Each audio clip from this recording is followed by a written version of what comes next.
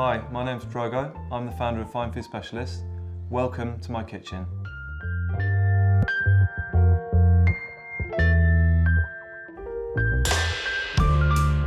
This recipe is wild grouse with wild mushrooms being girolles, creamed with bacon, rainbow chard, and then finished with a nice red wine jus. So we're going to prep the leaves here.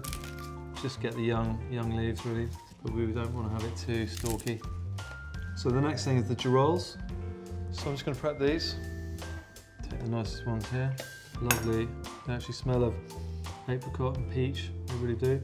Start with butter with a touch of oil, so the butter doesn't burn. So you can hear the crackling. As long as it's crackling, the water's still coming out. When that noise stops, it's time to put liquid back in the form of chicken stock. That is just going to make it quite rich. Those mushrooms are softening out and giving the flavour into that sauce. So we're just going to leave that there now to reduce. So then we can think about our rainbow chard over here. So we're going to melt the butter now with a little bit of garlic and put it in the pan, and that's going to let us wilt the leaves down.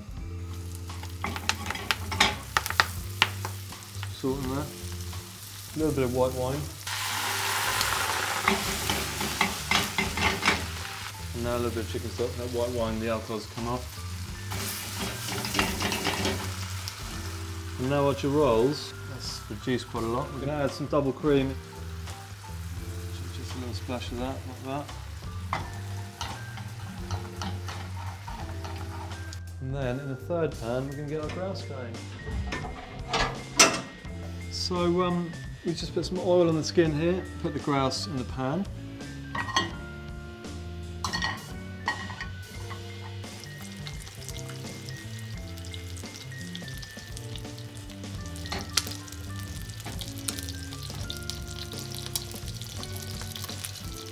Right, so we've coloured all the bird now, sealed in the skin and the juices.